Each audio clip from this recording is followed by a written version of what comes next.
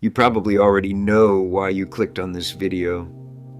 You were standing in your kitchen this morning, maybe barefoot, maybe half awake, and you saw something move along the edge of the counter. A line of ants heading for the dog bowl, or a roach disappearing behind the microwave before you could even set your coffee down. And you felt that familiar sinking feeling. Not fear, just exhaustion. Because you've dealt with this before. You've sprayed, you've set traps, you've called the company, and they keep coming back. Maybe you're already doing the math. Another $200 service call, another contract, another year of paying someone to come spray your baseboards with something that smells like a hospital and seems to stop working after a month. You've spent hundreds, maybe thousands of dollars on this over the years, and deep down you know it's not really solving the problem, it's just managing it. And managing it costs you money every single time. I know that feeling because I lived it. Not in a suburb out here on a homestead in eastern Kentucky. And when you are living off the land, losing your kitchen to bugs isn't just annoying, it can cost you a whole winter's worth of food. It was 1988. My first winter on this piece of land. I had built the cabin myself, chinked the logs, dug the root cellar. I thought I had done everything right, but when I went to pull a sack of cornmeal off the bottom shelf one evening, the bag shifted and a dark wave of roaches scattered into the cracks. I lost nearly a quarter of my dry goods that week. Flour, sugar, oats, ruined. Out here, when you lose your winter stores, you do not just drive to the supermarket to replace them. You feel it in your bones. You feel like you failed. Now, my first thought was to do what everybody else does. Go to town, find a hardware store, and buy the biggest jug of chemical spray they had. Or worse, call one of those exterminator outfits from the city and pay them whatever they asked to come out here and bomb my house. But I sat on the porch that evening, looking out over the ridge, and I couldn't stomach it. I moved out here to get away from relying on companies that charge you a monthly fee just to live. If I couldn't even keep bugs out of my own kitchen without paying a man in a truck to spray chemicals near where I sleep and eat, what was the point of any of it? So I didn't call the bug man, I didn't buy the spray. Instead, I drove my truck down to the old feed store in town, the kind of place that sells everything from tractor parts to chicken scratch. I figured if anyone knew how to keep pests out of a barn, they'd know how to keep them out of a cabin. I found the owner, a fellow named Harlan, leaning against the counter. I told him my problem. I told him I wanted something that worked, something that wouldn't poison my dogs, and something I didn't have to reapply every Tuesday. Harlan didn't try to sell me a $40 bottle of poison. He walked me over to the laundry aisle and pointed to a plain box of white powder, borax, boric acid. He told me it cost $1.50. He said, "Ben, the folks selling you those sprays want you to keep buying them. They want the bugs to come back. This stuff right here, the bugs don't come back, but you gotta know how to use it right." That conversation changed how I looked at pest control for the next 30-odd years. And I'm gonna share exactly what Harlan taught me because it's the reason I haven't seen a roach or an ant in this cabin since 1988.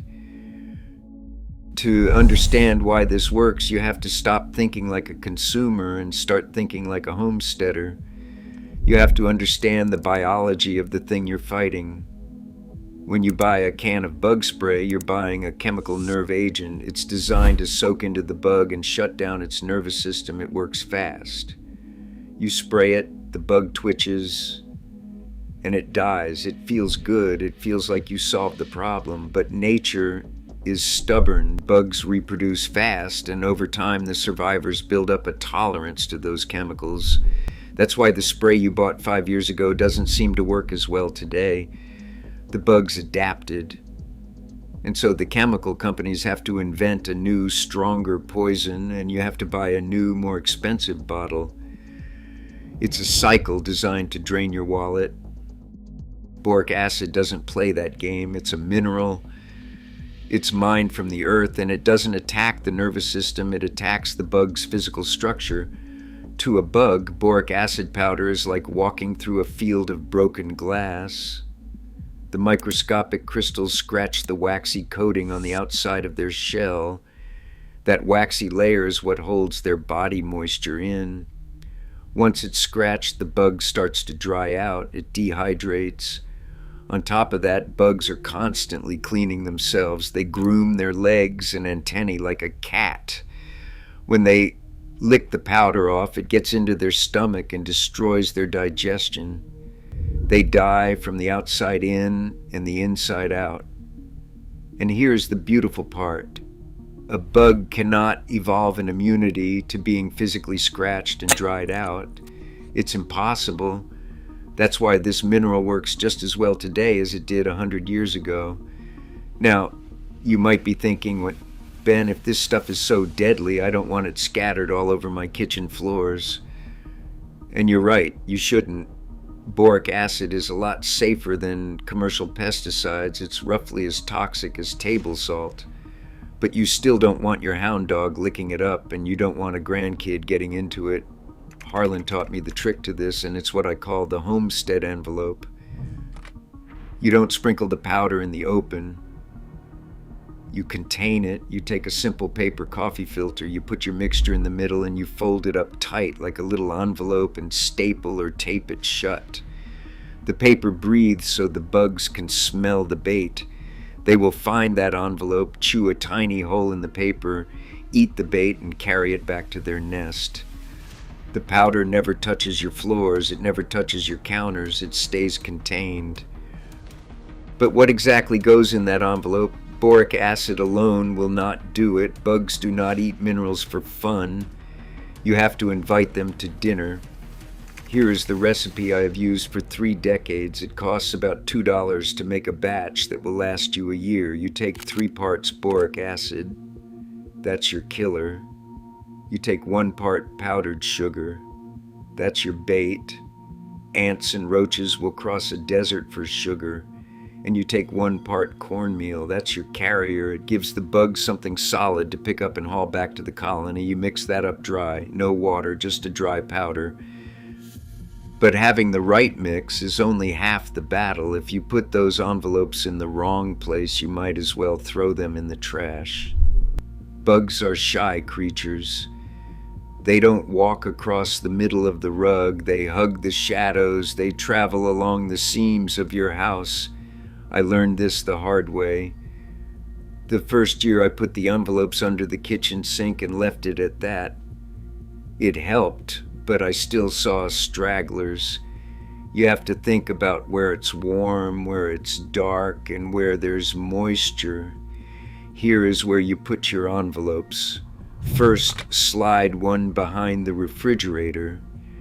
That motor throws off heat, and there's a condensation pan back there. To a roach, the back of your fridge is a luxury resort. Second, if your cabinets have that hollow space underneath them at the floor, the toe kick, slide an envelope back in there. That's a highway that runs the whole length of your kitchen. Third, get up high. People think bugs stay on the floor. Roaches love the high ground. Toss an envelope on top of your upper cabinets, right near the ceiling. And finally, check the plumbing. Look under your sinks where the pipes go into the wall. Plumbers rarely seal those holes tight. That gap is the front door to the inside of your walls. Tuck an envelope right next to that hole. If you do this right, you will never see a bug, because they will find the envelope, eat the bait, go back into the walls, and die there. They take the whole colony with them. Now, living out here in Kentucky, we get some humid summers. The air gets thick enough to drink. And humidity is the enemy of this mix. If boric acid gets damp it clumps up into a hard rock. And if it clumps, it doesn't scratch the bugs anymore. It becomes useless. For years, I had to replace my envelopes every couple of months during the summer because they'd clump up. Then an old neighbor of mine told me a trick his mother used. Peppermint. Not the oil evaporates too fast. You take dried peppermint leaves. You can grow it yourself or buy peppermint tea bags. You grind those dry leaves up into a fine powder and you mix a spoonful into your bait. Peppermint is a natural desiccant. It absorbs moisture. It keeps the powder dry and loose even in August. Plus, bugs hate the smell of it, so it keeps the wrong kind of pests, like spiders and certain beetles, from nesting near the bait. Once I started adding the peppermint powder, my envelopes lasted a full year. I make a batch every October, tuck them away, and I don't think about bugs again until the next fall. We live in a world that tries to sell us complicated, expensive solutions to simple problems. They want you on a subscription plan for everything, even the bugs in your own house. But you don't need a contract. You don't need a man in a truck. You just need to understand the nature of the thing you're dealing with and use the simple tools the earth provides.